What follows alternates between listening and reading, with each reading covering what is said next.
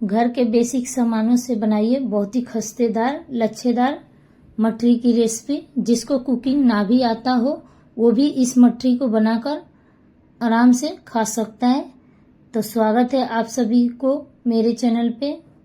तो चलिए हम मठरी बनाना शुरू करते हैं। तो मठरी बनाने के लिए हम मिक्सिंग बाउल लेंगे। बाउल में हम 1.5 कटोरी मैदा ऐड कर देते हैं। अब इसमें हम आधी चम्मच अजवाइन ऐड कर देते हैं। अजवाइन को हाथों से क्रश करके ऐड कर देते हैं। अजवाइन का फ्लेवर मठरी में बहुत ही अच्छा लगता है। अब इसी के साथ हम इसमें आधी चम्मच कस्तूरी मेथी ऐड कर देते हैं। इससे भी इसका टेस्ट बहुत अच्छा आता है। स्वाद अनुसार नमक ऐड कर देते हैं। मठरी को खस्ता बनाने के लिए इसमें हम 3 चम्मच रिफाइंड ऑयल ऐड कर देते हैं। आप रिफाइंड ऑयल की जगह पे घी भी ऐड कर सकते हैं। अब हम रिफाइंड ऑयल को अच्छे से मैदे में मिक्स कर लेते हैं। आप देख सकते हैं मैं इसको मुट्ठी में बांध रही हूँ तो ये कितनी आसानी से बंध जा रहे हैं।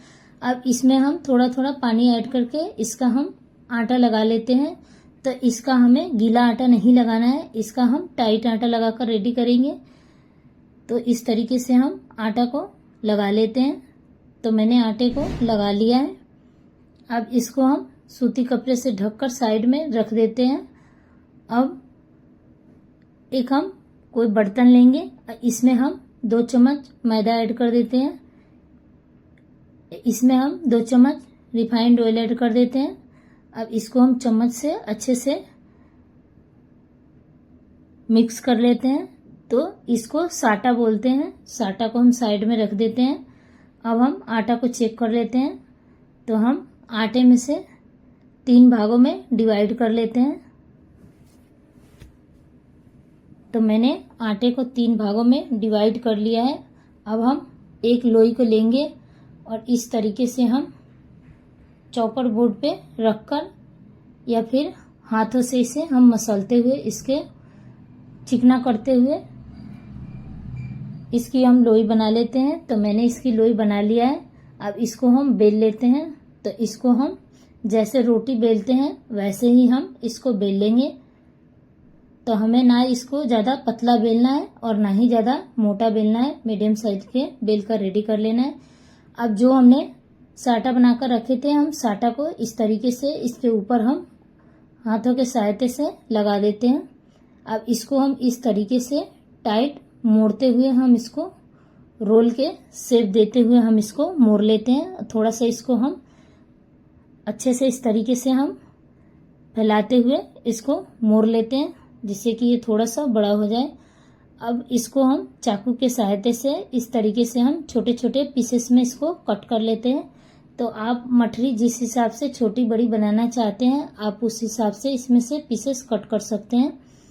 तो मैंने इसको काट लिया है। अब हम एक पीस को लेंगे कटे हुए को और इस तरीके से हम हथेली की सहायता से हम इसको दबा देते हैं और दबाकर हम इसके बाद इस पे बेलन चलाकर हम इसको थोड़ा बड़ा कर देते हैं। तो आप देख सकते हैं मैंने इसको बेल कर बड़ा कर लिया है।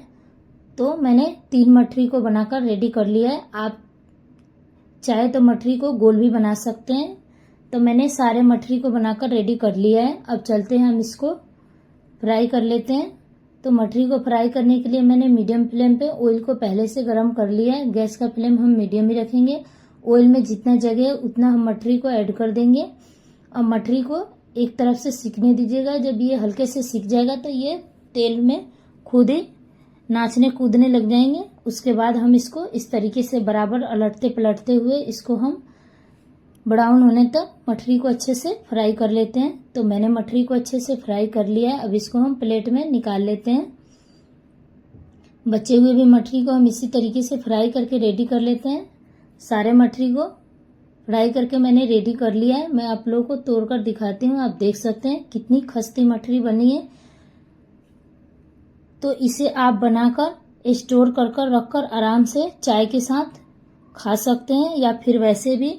तो आज की मेरी ये लच्छेदार मठरी की रेसिपी कैसी लगी फिर मिलते हैं। तब तक के लिए बाय बाय।